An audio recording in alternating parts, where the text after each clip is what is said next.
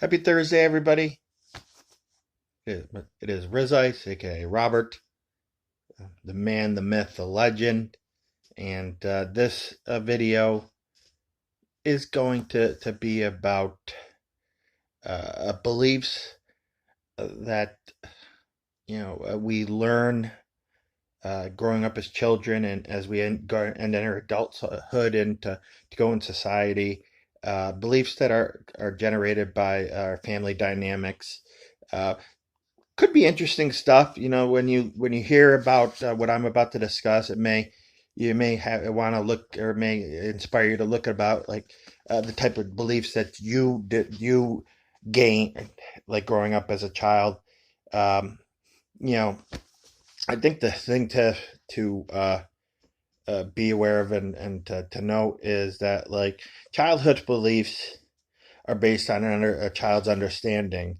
So they're not really ever based on any type of logic or reason or rationale. It's a very children have very undeveloped minds, and they interpret the way the life and their family dynamics in the world is based on their level of understanding.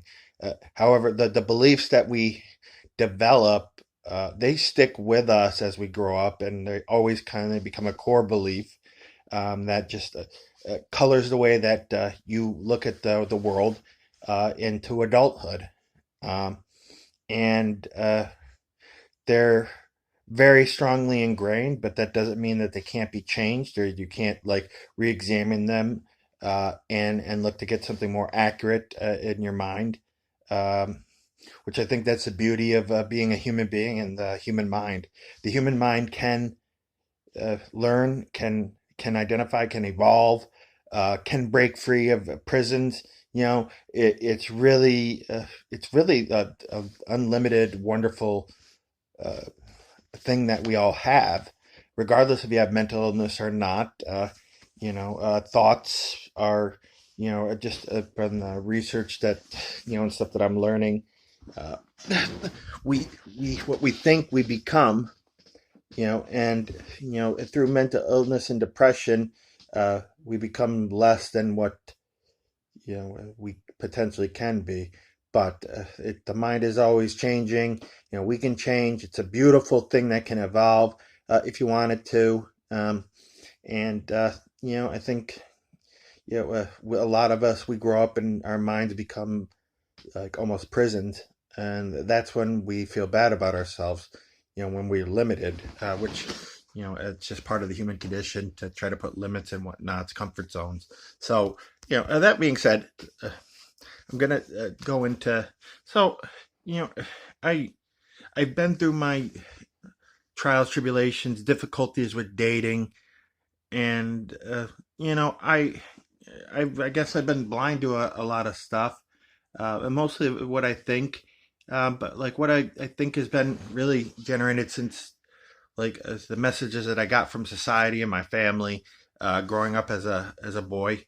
Now, I was the firstborn son in Italian Roman Catholic family. Um, so cue your stereotypes of Godfather and things like that. The firstborn son, got a lot from my father. Got a lot of people. May your son be, the type of thing that was in the Godfather. May be a very masculine son. So there was always that put on myself, and I'm not. I don't really. I'm just not in. Like, there's like, for me to say that I'm a totally masculine type man. That would be untrue. I'm sure that that's a part of it, but there's a lacking part of masculinity there, and that's because I find masculinity very primitive and stupid. I call very masculine men unga bungas, because they're very primitive in their things. And I'm sorry, like, primitive, like, cavemen are not intelligent. I don't respect a caveman's intelligence, even if it was a caveman from Geico. You're a caveman. You know, you can kill me with things. You can kill me with, like, staffs and shit and everything else. But all I got to do is be like, "Oh, look it over there," and the fucking asshole's gonna go, and I'm gonna kick him in the nuts and run. So I don't. Yeah, you may be like that. So like it's very primitive stuff, and I have an intelligence about me. So I've I and I'm sensitive. So like I've had that masculine thing come on to Robert, but Robert he gets his feelings hurt very easily. So the message that I got from that all my life is I'm a pussy because I get my feelings hurt. And the other thing that another masculine type thing, is if somebody crosses you, beat the living crap out of them, and that's not. I don't want to fight anybody. I don't want to hurt anybody. I don't like hurting feelings. So with that, like just the intelligence and have that brute primitive type stuff and the intelligence, the sensitivity and stuff.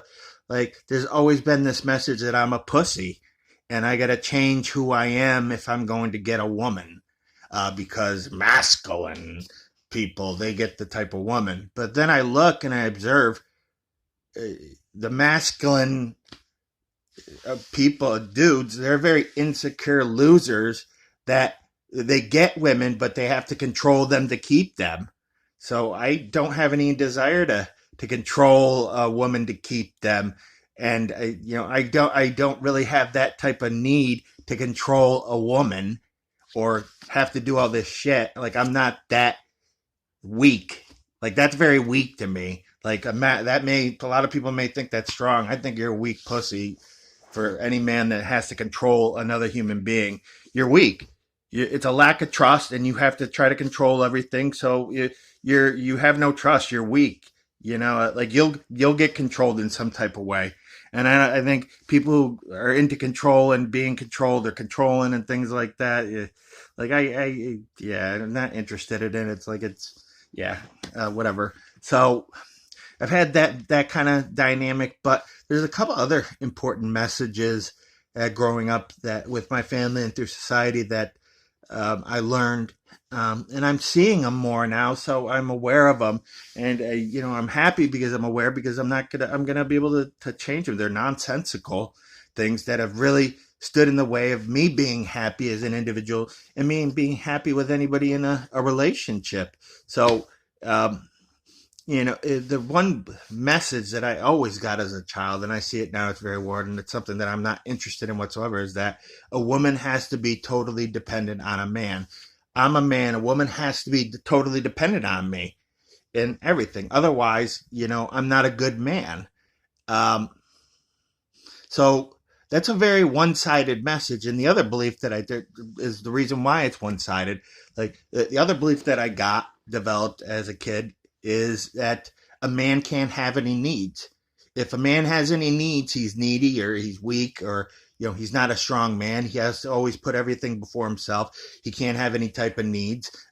Real men, strong men, don't have needs, and that's the and I'm looking at that now. It's like, well, if then what are you, like a robot? Are you a masculine like robot that doesn't need anything? And so like with those two beliefs and messages, it's really put me in a very shitty place with like anytime I go into dating. It's great for the other person, you know. A woman can totally depend on me with everything, money, anything you need. You can depend on me. You don't worry about me, honey. You don't need to do anything for me. I'll just, I'll just like I don't have like I don't, f my needs. Your needs are the most. So it's essentially, in a way, like kind of like developing myself into like a slave in a sense to a woman. Um, and women pick up on that. There's cues into how I communicate and stuff like that. And and some women really want somebody like that. Because who wouldn't want somebody that is gonna put themselves second to you and you never have to do anything for them whatsoever.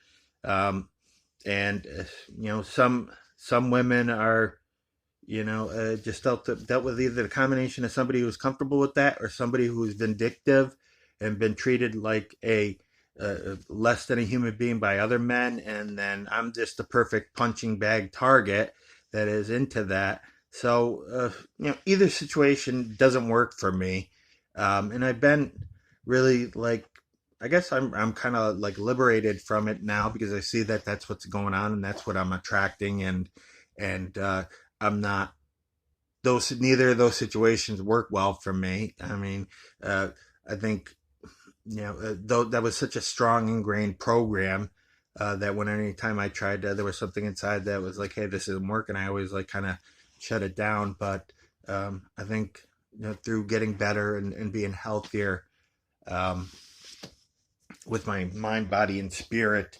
I'm able to break free of that and see like that's not something that I'm ever going to be put into again.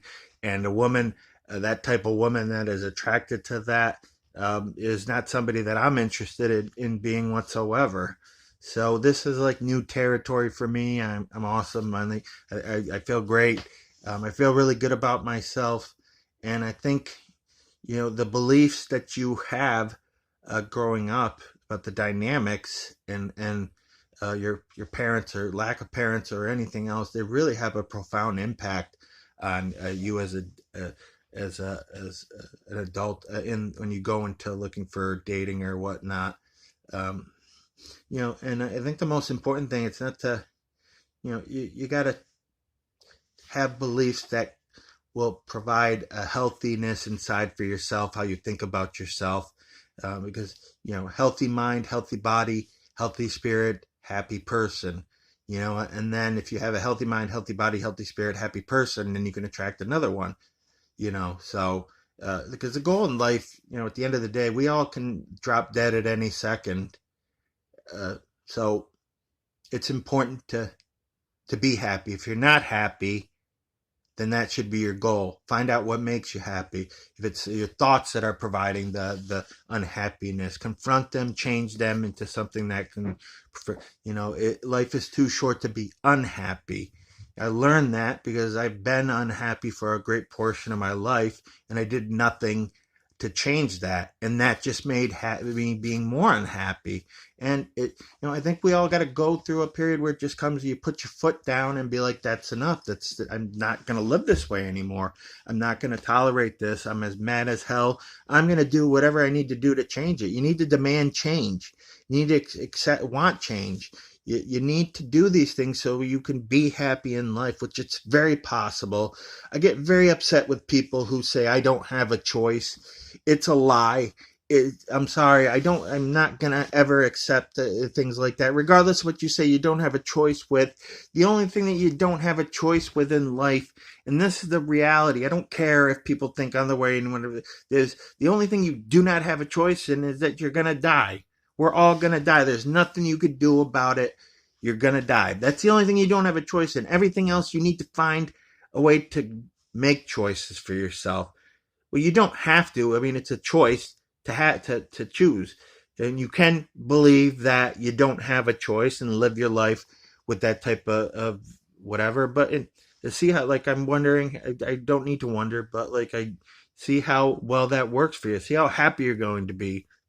I don't imagine that you would be very happy, but that's that. So comment whatever. Hope people get something out of this video.